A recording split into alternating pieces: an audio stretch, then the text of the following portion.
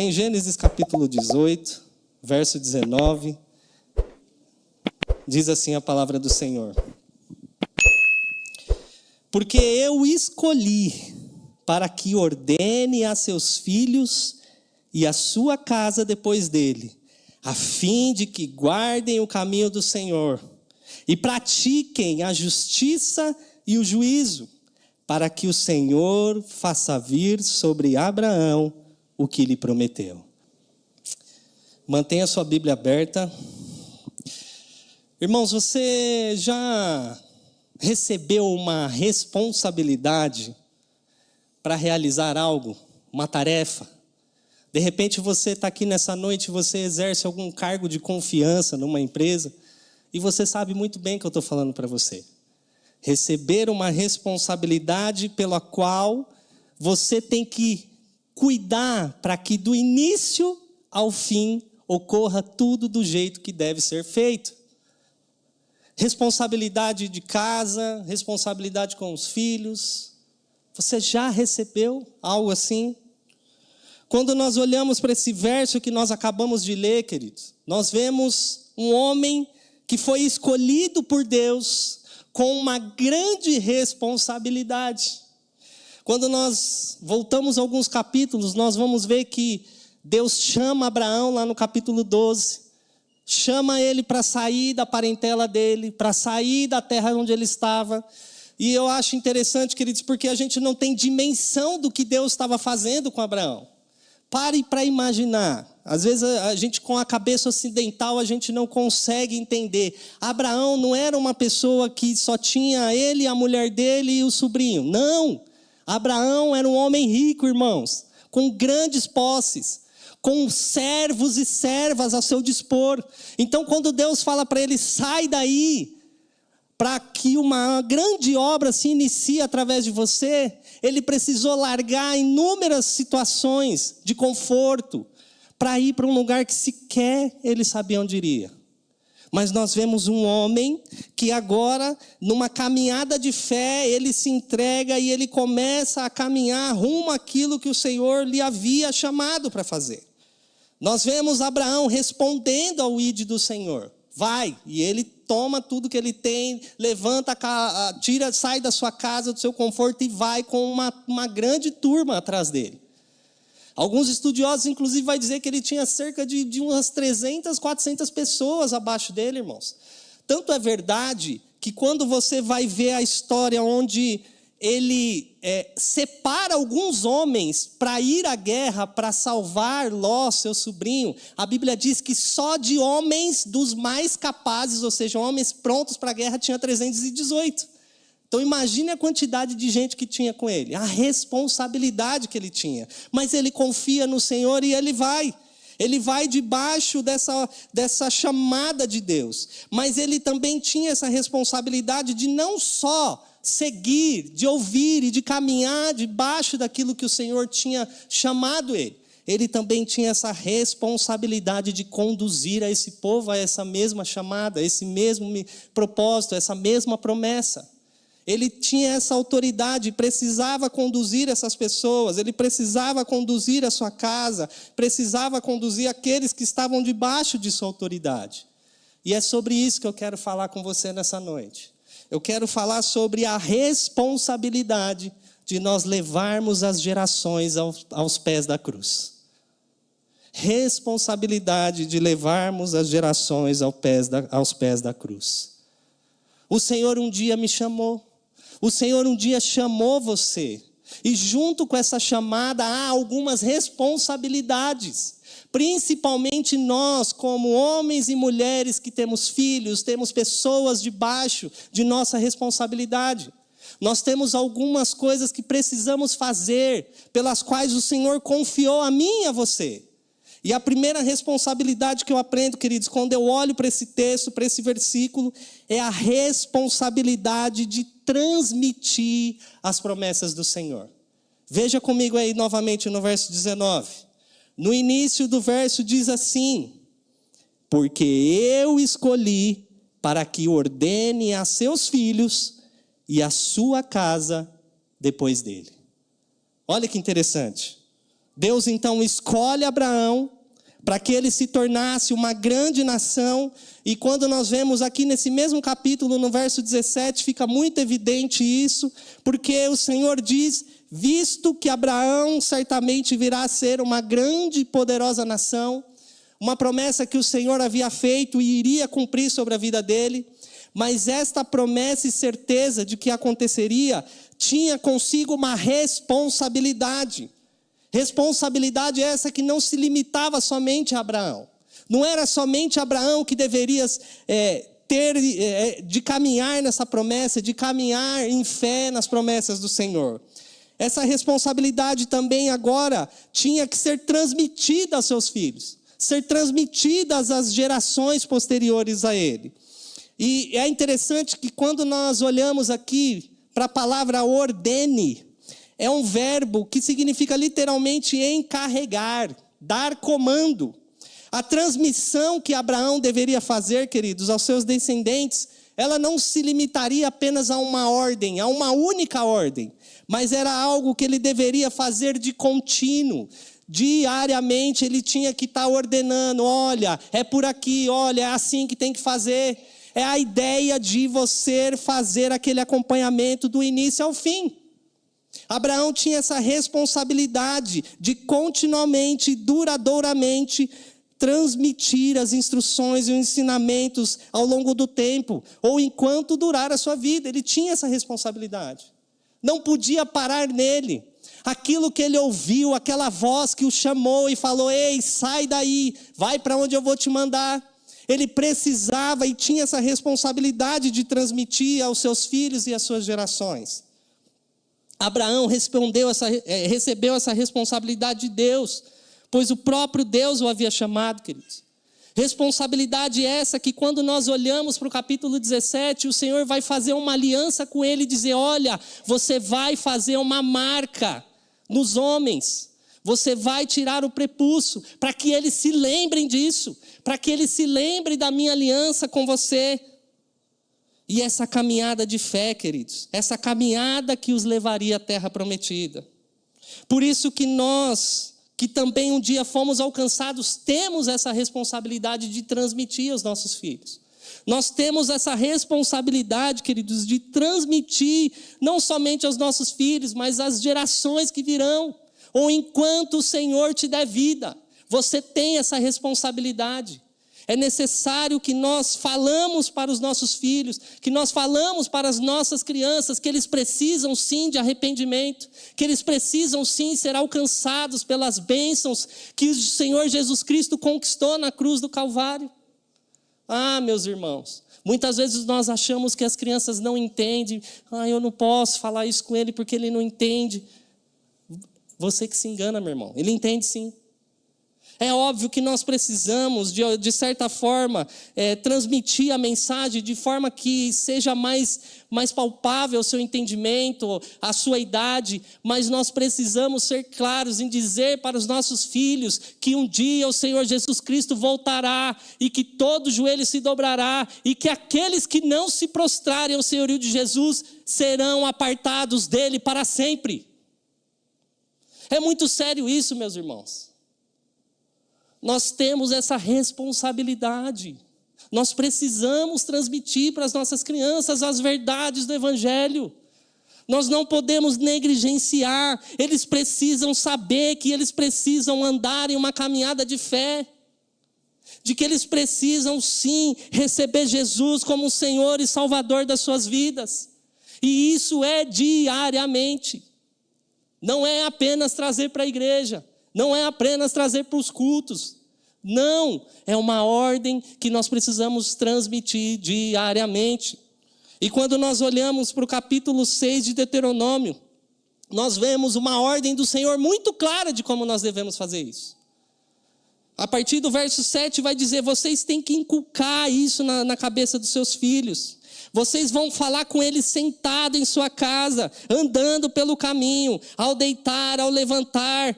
Você também vai amarrar como sinal em suas mãos, e elas lhe serão por frontal entre os olhos. Vocês vão escrever isso nos umbrais de suas casas e nas suas portas.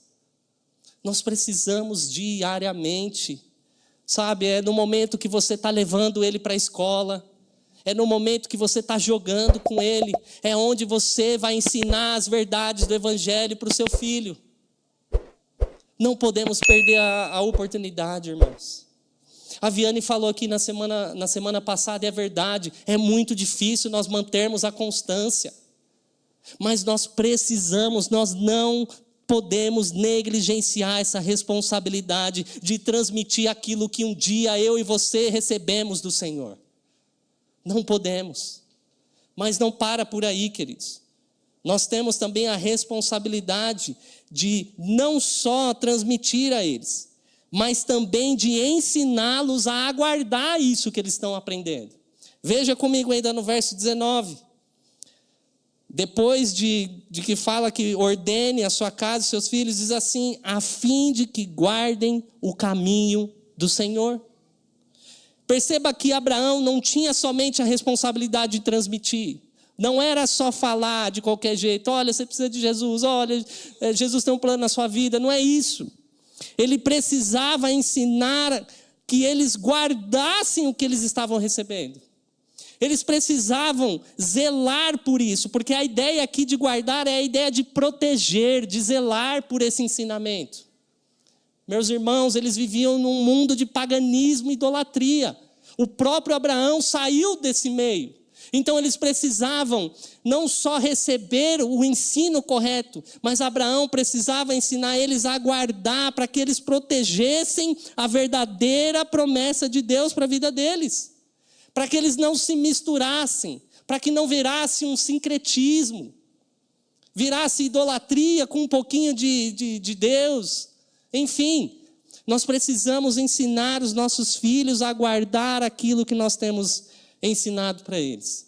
Nós vivemos em tempos difíceis, meus irmãos, em tempos onde as escrituras estão sendo relativizadas, onde as pessoas precisam que elas não são suficientes para nós. Nós precisamos, de forma responsável, ensinar os nossos filhos a guardar aquilo que nós temos ensinado a eles. Porque, como dizem Provérbios, ao ponto que nós ensinarmos eles, eles não se esquecerão quando crescer. Sabe, meus irmãos, é muito triste, porque eu tenho visto nos últimos dias pessoas que aprenderam tanto, mas que não guardaram aquilo que receberam.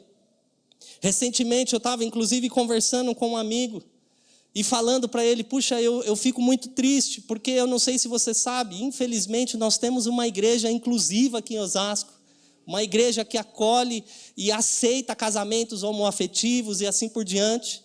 E eu conheço uma pessoa que congrega lá, irmãos, uma pessoa que cresceu numa boa igreja, que aprendeu os ensinamentos que foi transmitido a ela. Ela conheceu o seu esposo lá, ela casou nessa igreja, mas que não guardou aquilo que havia aprendido e hoje está congregando nessa igreja, irmãos. É muito triste. Então, entenda, você não pode negligenciar essa responsabilidade de não só ensinar o seu filho, de não só transmitir essas verdades, mas de ensinar ele a guardar aquilo que ele tem aprendido. A guardar aquilo que é verdadeiro, queridos. A guardar a sã doutrina de não abrir mão, de não negociar princípios. De guardar, queridos, tudo aquilo que o Senhor nos revelou através da tua santa palavra. É ela que é caminho para nós, é ela que é lâmpada para os nossos pés. É por ela que nós nos tornamos mais sábios. Então nós precisamos ter essa responsabilidade de ensinar os nossos filhos a guardar. Mas não só isso, queridos. Em terceiro e último lugar, nós precisamos ter a responsabilidade de não só ensinar eles a receberem, a nós transmitirmos, de não só ensinar eles a guardar, mas também a responsabilidade de pôr em prática tudo aquilo que eles têm aprendido e guardado. Perceba que no finalzinho aí, diz assim: a fim de que guardem o caminho do Senhor e pratiquem a justiça e o juízo. Deus não havia chamado Abraão somente para ter um conhecimento intelectual, ter uma experiência subjetiva, ter um arrepio, uma emoção. Não, o Senhor o havia chamado para uma caminhada de fé e prática. Sai e eu vou te mostrar. ele creu e agiu, ele creu e praticou. Perceba que Abraão tinha essa responsabilidade, ele deveria mostrar para seus filhos e a sua geração como era adorar ao Senhor, como era servir ao Senhor. Inclusive Abraão, por onde quer que ele ia, ele levantava um altar ao Senhor, para diferenciar as demais religiões que haviam naquele contexto. Para mostrar para os teus servos, para os teus filhos, dizendo: olha, é assim que nós devemos adorar ao Senhor. É assim que nós devemos praticar a nossa fé. E perceba que há duas coisas interessantes aqui que eles precisavam praticar. A primeira delas é a justiça. E a justiça, queridos, retrata um modo de viver em comunidade, de promover vida e bem-estar a todos. Nós precisamos, queridos, e devemos ser justos, porque Deus é justo. Não há injustiça no nosso Deus. E nós precisamos ensinar os nossos filhos a praticar a justiça. Justiça que procede de Deus. Mas não só isso, precisamos também ensinar eles a praticar a justiça e praticar o que é justo. Justiça e o juízo, melhor dizendo. E o juízo aqui está muito atrelado à ideia de uma restauração de um povo corrompido que traz punição de verdade para malfeitores e justiça para os oprimidos, queridos. Eu não sei se você acompanha a política, se você ouve jornal, mas quanta injustiça nós temos visto no nosso país. Pessoas que estão sendo presas injustamente. Pessoas que não têm o direito nem de olhar quais são as acusações contra ela. Ah, meus irmãos, mas de uma coisa eu tenho certeza: se você, com o seu exemplo, ensinar o seu filho, a ensinar-lhe a guardar e a praticar a justiça e o juízo do Senhor, nós vamos fazer a diferença nessa geração.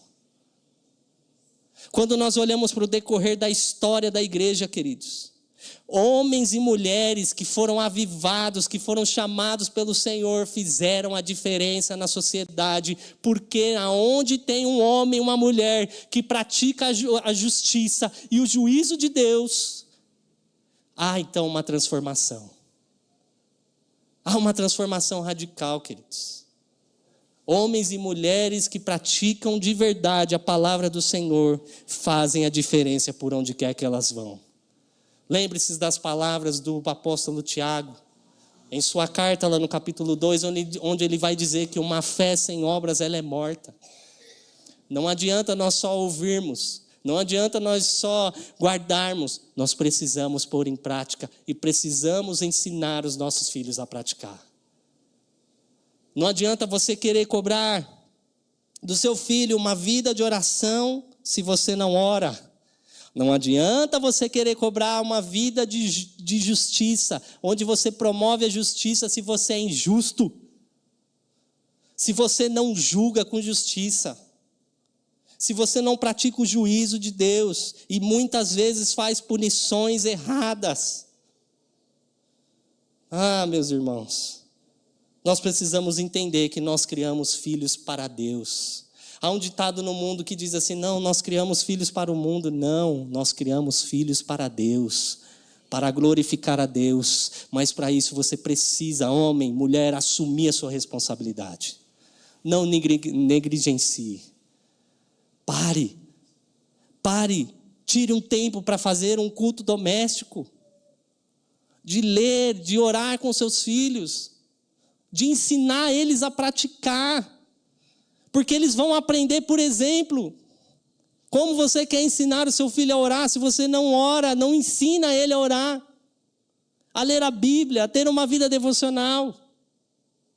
Então, mais do que apenas ter a responsabilidade de transmitir, a responsabilidade de ensinar ele a guardar, a se proteger desse mundo, a guardar a verdadeira fé, o verdadeiro evangelho, você precisa ensiná-lo a praticar. E isso a gente faz por exemplo. Criança aprende por exemplo, irmãos. Nós somos assim. Nós aprendemos por exemplo. E é por isso que o apóstolo Paulo vai dizer: olha, vocês querem imitar Cristo? Olha para mim. Sede meus imitadores, porque eu estou imitando Jesus. Será que seu filho pode olhar para você e dizer, olha, eu estou imitando meu pai, estou imitando a minha mãe, porque eu estou vendo que eles estão imitando Jesus? Eu queria deixar essa provocação para você nessa noite. Esse despertar, queridos, para que nós possamos de verdade assumir o nosso papel de responsabilidade, de levarmos e conduzirmos a nossa família aos pés da cruz.